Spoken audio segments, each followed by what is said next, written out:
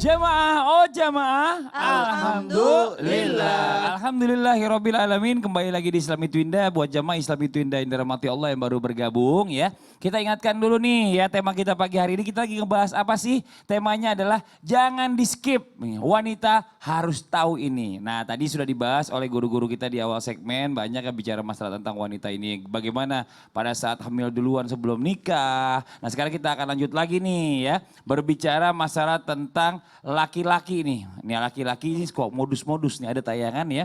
Hati-hati modus penipuan laki-laki memakai cadar wanita. Ini tayangannya nih.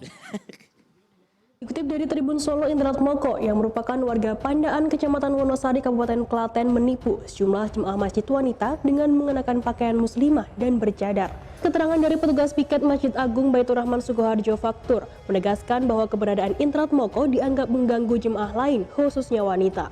Secara kasat mata, Internet Moko mengenakan pakaian muslimah dan cadar, tetapi postur tubuhnya mencurigakan seperti pria. Faktur mengungkapkan pelaku sempat berfoto dan memeluk jemaah wanita di Masjid Agung Baitur Rahman. Pelaku bahkan sempat dicurigai mencuri sepeda motor milik jemaah masjid karena gerak-geriknya yang janggal. Saat sholat Isya dimulai, pelaku meninggalkan masjid dengan mengendarai sepeda motor lewat pintu masuk masjid. Petugas masjid yang mengetahui hal tersebut langsung mengamankan di tempat penjagaan Masjid Agung Baitur Rahman. Ya ini nauzubillah min zalik ya, kadang-kadang yang namanya penjahat tuh segala macam cara dilakuin sama dia gitu Iya, loh. betul. Dan juga ada laki-laki cabul nih begini yang tiba-tiba pakai cadar itu kan di masjid main peluk-peluk aja perempuan Allah. pura-pura foto, astagfirullahaladzim, nauzubillah. Nah buat para wanita juga harus waspada. Tapi pertanyaannya sebenarnya bicara masalah tentang hukum nih, hukum dari cadar nih Ustazah Lulu Susanti. Ya, cakep Wih, banget, gitu. Bang. Masya Lengkap banget ya, Allah. nama sesuai KTP. Surat KTP. Iya. Identity card. Iya.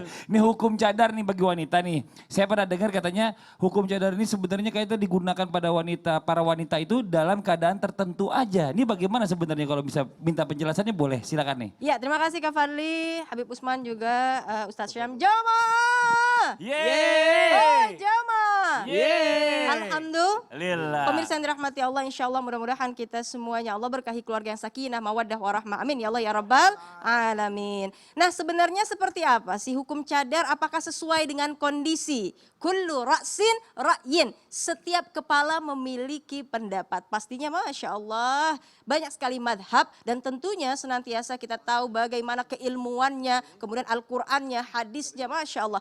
Mereka memiliki ilmu yang luar biasa. Ya, kita akan bahas satu persatu bagaimana menurut para madhahib atau para madhab yang berbeda. Yang pertama ada Imam Hanafi. Dikatakan bahwa hukum bercadar adalah sunnah, tapi wajib ketika menimbulkan fitnah.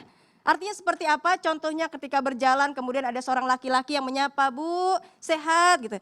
Tapi kita pun juga bisa membedakan mana pandangan yang biasa dan mana pandangan yang menggoda, yang senantiasa pandangan yang berburu atau pandangan yang penasaran. Na'udzubillah min dzalik. Ini menimbulkan fitnah sehingga dikatakan wajib, tapi ketika khawatir menimbulkan fitnah. Itu pendapat dari Imam Hanafi. Yang kedua pendapat Imam Malik, yakni sama sunnah. Ya, wajib ketika menimbulkan fitnah. Ada tambahan yang lebih tegas bagi wanita yang jamilah, yang memiliki faras yang cantik, yang muda, maka wajib hukumnya untuk memakai cadar. Ini kondisinya seperti ini. Tapi ketika yang sepuh, ya, maka tidak wajib untuk menutup ya wajah dengan cadar. Ya, artinya seperti apa? Karena memang berbeda antara kita melihat bagaimana paras yang begitu cantik, kemudian juga dengan sepuh. Bahkan dalam Quran surah An-Nur dikatakan tidak mengapa hanya sebatas memakai tudung saja, untuk sebatas menutupi kepala saja bagi yang sepuh. Ya, ini pendapat dari Imam Malik. Yang ketiga pendapat Imam Syafi'i, karena mayoritas di Indonesia kita semuanya memegang Imam Syafi'i dalam hal pendapat. Yakni ini tegas sekali. Ya, mukhtar atau pendapat yang terpilih, pendapat yang utama menurut Imam Syafi'i, yakni wajib bercadar ketika tampil di depan ajnabi atau orang-orang yang asing. orang-orang yang memang bukan mahram, orang yang tidak kita kenal, maka wajib hukumnya memakai cadar. Tapi mohon maaf, ketika ada yang utama, ada pilihan. Ya, ketika ada yang memang dikhususkan, maka ada juga yang memang option berikutnya yang paling ringan. Dari madhab Imam Syafi'i, hukumnya yakni sunnah dalam mengenakan atau menggunakan cadar. Terakhir, yakni ada Imam Hambali. Sama pendapatnya seperti madhab Imam Maliki, kemudian juga Imam Hanafi. Lebih tegas lagi bahkan dari Imam Maliki, yakni kuku termasuk ke dalam aurat. Sehingga bukan hanya memakai cadar, tapi juga tangan kita, kuku kita harus ditutupi. Masya Allah. Apa yang harus kita ambil dari kesimpulan ini? Yang pertama adalah cadar bukan budaya Arab. Tidak, tapi budaya Islam. Yang memang ada dalilnya sesuai dengan Al-Quran dan Sunnah. Kemudian juga madhab atau para alim ulama yang memang merujuk kepada Al-Quran dan Sunnah. Kemudian yang kedua, Masya Allah, al-ulama warathatul anbiya. Ulama adalah pewaris para nabi. Bagaimana senantiasa mereka belajar tentang ilmu agama, faqih, rajih dalam hal mengenai pendapat. Makanya insya Allah mudah-mudahan kita sama-sama tidak mengolok baik yang pakai atau yang tidak. Yang ketiga kesimpulannya yakni ada aurat satar, ada juga aurat nadar. Aurat satar yakni senantiasa kita mengikuti Al-Quran dan Sunnah. Aurat nadar pandangan kita jaga. Ya, mungkin kita melihat oh kita alhamdulillah sudah seperti ini. Maka khawatir nanti pandangan lelaki seperti apa, aurat nazar yang kita jaga.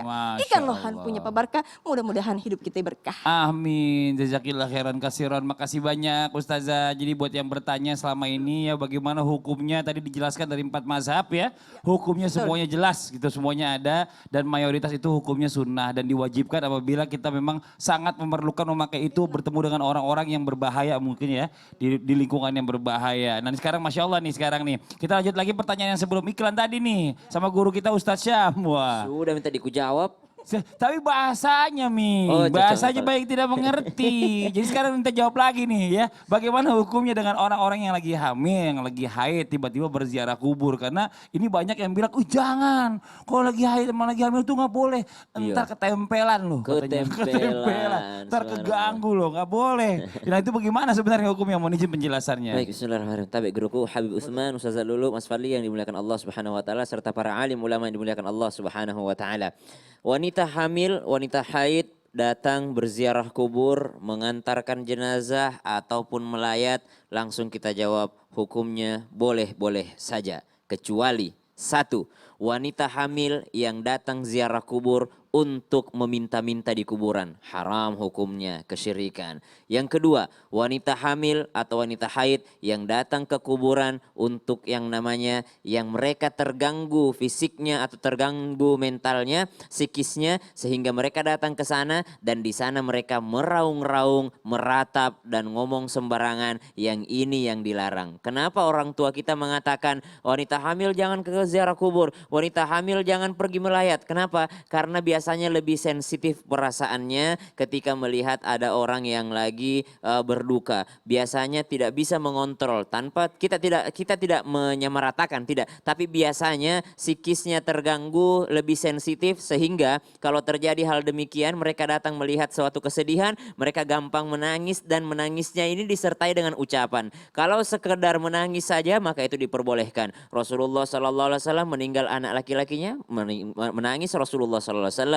Kemudian Sayyidina Umar pernah menegur seorang sahabat yang menangis karena ditinggal pergi oleh suaminya atau istrinya, maka ditegur sama Rasulullah, nggak apa-apa, ini halal, tapi yang nggak boleh itu adalah ketika sudah menyalahkan Allah Subhanahu wa taala dalam takdir yang sudah ditetapkan Allah Subhanahu wa taala. Jadi kalau ditanyakan apakah wanita hamil dan wanita haid boleh berziarah kubur? Boleh-boleh saja selama tidak ada kesyirikan di dalamnya, tidak meminta-minta di sana.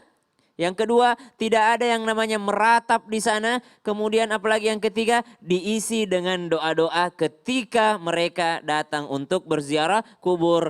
Misalnya dalam keluarga ini nggak ada yang bisa baca surah Al-Mulk, nggak ada yang bisa baca surah Yasin, nggak ada yang bisa mimpin untuk baca Quran untuk membacakan orang tuanya yang sudah ada di dalam kuburan. Maka seorang wanita yang sedang hamil atau yang wanita yang tadi yang tidak ada laki-laki yang lain, maka dia yang boleh yang pergi bacain surah surah Al-Mulk, kemudian bacain surah Yasin. Apalagi wanita hamil. Wanita hamil tidak ada haidnya. Jadi dia bisa pergi ke sana dalam keadaan bersuci lalu membacakan Al-Quran untuk orang tuanya yang sudah berada di kuburan. Kemudian melayat. Apakah melayat juga demikian? Melayat sama halnya. Kemudian apalagi datang untuk yang namanya ikut menguburkan, ya, mengiringi jenazah. Apakah boleh? Boleh, boleh saja. Tidak ada pelarangan baik siapa, anak kecil, laki-laki, perempuan, muslimah, muslim, orang tua, semuanya boleh ziarah kubur. Tidak ada larangan bagi mereka selama tidak ada hal-hal yang dilarang di dalamnya. Ustaz Syam, tapi gini katanya kalau mungkin itu untuk hamil. Tapi kalau katanya kalau orang lagi haid ini kan ada darahnya tuh katanya tuh. Katanya darahnya itu bisa kecium sama makhluk-makhluk gaib. Nah itu mengundang tuh katanya tuh. Tidak ada yang ceritanya seperti tuh? itu. Jadi Nggak ada tidak ada yang seperti itu. Yang tidak boleh wanita haid untuk masuki kan masjid, gitu ya. Betul. Jadi ya yang tidak boleh dimasukkan adalah masjid. Kalau ke kuburan maka it's okay. Berangkat saja ke sana selama mampu menjaga kesuciannya, selama masuknya memberi salam, assalamualaikum ya ahlal kubur, ya. Kemudian ya ahlad diyar minal muslimin wal muslimat, gitu. Dia memberi salam, mendoakan, maka it's okay, tidak ada pelarangan di dalamnya. Sepakat ulama, mungkin ada orang tua kita yang melarangnya karena dahulu mungkin belum ada yang namanya penghalangnya atau pembersihnya, maka itu sesuatu yang tidak diperkenankan. Tapi selama itu aman, selama itu bersih dan tidak ada kesyirikan, kemusyrikan di dalamnya, maka boleh saja. Wallahu a'lam Masya Allah. bishawab. Nah sekarang nih buat jamaah yang ada di rumah nih ya. Kita berbicara masalah tentang ilmu ini, kita harus belajar dan harus ada gurunya. Gak bisa kita berpendapat sendiri atau mengartikan sendiri. Nanti nauzubillah sesat, itu namanya gurunya adalah syaitan. Nah sekarang kita lanjut lagi nih ya. Kita buat jamaah yang ada di rumah yang sudah mengirimkan pertanyaan, yang udah minta dijawab langsung sama guru kita. Langsung aja yuk kita masuk ke segmen Tanya Dong Ustadz. Kami semua Tanya dong Ustadz. Alhamdulillah Habib, sehat Habib. Sehat, alhamdulillah. Alhamdulillah. Sekarang kita mau interaksi dulu sama jamaah yang ada di sosial media. Betul. Mudah-mudahan setelah bertanya di sini mereka nonton TV. Karena kita jawabnya bukan melalui sosial media, tapi kita jawabnya langsung dari Islam Itu Indah. Pertanyaan pertama Habib, langsung ya. Dari @rosiana_80. Assalamualaikum Ustadz. Apakah boleh dalam Islam anak wanita memandikan ayahnya yang sedang sakit atau sudah usia lanjut? Karena saya anak semata wayang Ustadz, jadi semua yang mengurus ayah adalah saya. Atau adakah batasannya? Soalnya kasihan kalau saya nggak boleh memandikan ayah saya. Soalnya ayah saya ini udah sulit berjalan dan kalau mau ke kamar mandi harus dituntun. Dan menggerakkan tangan aja udah susah. Mohon jawabannya. Bismillahirrahmanirrahim. Allahumma sholli ala sayyidina Muhammad wa ala ali sayyidina Muhammad. Apabila mampu dan mempunyai rizki yang lebih, maka suruhlah seseorang laki-laki yang dimana laki tersebut laki yang soleh untuk memandikan ayahnya yang sedang sakit. Ingat, dan apabila nggak mampu nih, ya kan, nggak ada kakak laki-laki, nggak ada adik laki-laki, ini berarti dalam keadaan darurat, ya kan? Kalau dalam keadaan darurat diperbolehkan, tetapi ingat, kemaluan depan dan belakangnya suruh ayahnya yang bersihin, ya kan? Suruh ayahnya yang bersihin. Dan juga wajib bagi wanita tersebut tidak melihat aurat ayahnya. Karena apa? Karena tidak boleh bagi wanita manapun melihat aurat siapapun kecuali suaminya. Ingat, harus hati-hati. Kalau misalkan ayahnya sudah tua, kasih tahu sama ayahnya, ayah mohon maaf bersihkan sendiri, dikasih tahu, dikucurin, tapi nggak boleh lihat. Begini, ya kan? Jangan diliatin terus, betul gak Ustaz Sam? Kalau diliatin terus nggak boleh, Malu itu lagi. yang menjadi nggak boleh. Malu atau Bib? Iya nggak boleh. Nah anak juga harus mengerti batasan aurat, nggak boleh sembarangan. Aurat yang boleh dilihat, ya kan? Boleh ngelihat bagian yang lain kecuali dua kemaluan, yakni kemaluan depan dan kemaluan belakang yang tidak boleh dilihat. Oleh karena itu, ingat, yang terpenting adalah anak wajib berbakti terhadap orang tuanya. Kalau punya rezeki yang lebih, bismillah, suruh yang lain. Masya Allah yang Gitu, sama-sama laki-laki gitu ya Betul, Bib ya. ini gantian saat. Sekarang Masya gantian Allah. aneh yang nanya. Siap Boleh gak? Habib. Iya bismillah lah. Kalau aku nggak tahu aku nanya Habib lagi. siap Habib. Bismillahirrahmanirrahim. Assalamualaikum Ustadz. Assalamualaikum warahmatullahi wabarakatuh. Apakah jika saya memutuskan untuk berhijab sekarang setelah menikah, apakah benar yang dapat pahala adalah suami saya?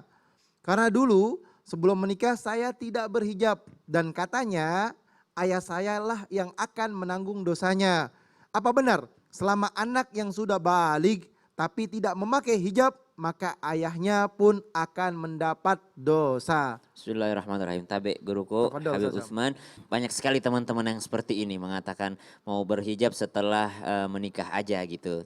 Mereka memikirkan suaminya tapi lupa memikirkan orang tuanya yang telah merawatnya dari kecil, orang tuanya yang gara-gara mereka lah kita bisa lahir di dunia.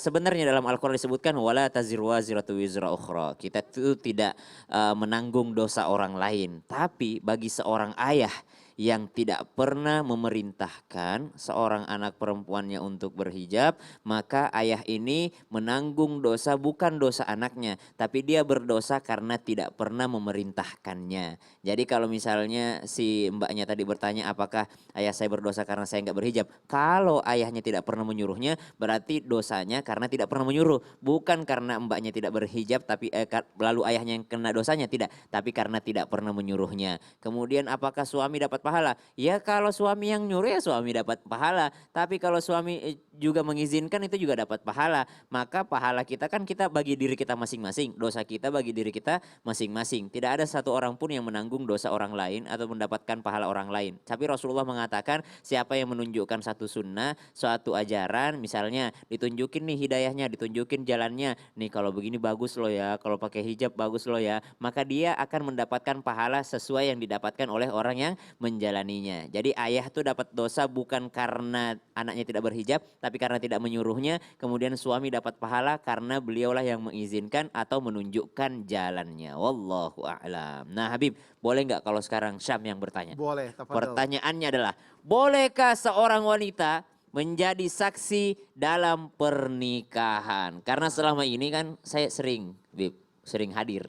Betul. Ya jadi kori di pernikahan. Selalu yang jadi saksi itu laki-laki yang duduk di situ kan. Bib, ya. Betul. Nggak pernah lihat cewek. Tapi boleh nggak kalau yang perempuan Nah, jadi saksi? ini menarik Ustaz Syam. Menarik pasti. Sangat menarik. Bismillahirrahmanirrahim. Iya, jangan dulu dengan Ustaz, menyebut jangan nama Allah yang Maha Pengasih lagi Maha Penyayang. Nanti aja lah Setelah habis yang ini. satu ini. Siap, Tapi ingat, jangan lupa Heeh. yang lagi nonton kasih tahu keluarganya, saudaranya, semuanya kasih tahu, suruh nonton Islam itu indah. Oke. Insya Allah lebih berkah, Insya Allah. lebih Manfaat. bermanfaat Insya dan lebih Allah. bermasalahat. Berarti sangat penting Habib Betul. ya. Baiklah kalau begitu jangan kemana-mana, tetap di Islam itu indah. Jamaah, Jamaah, oh oh jamaah, jamaah. alhamdulillah. Ya Allah.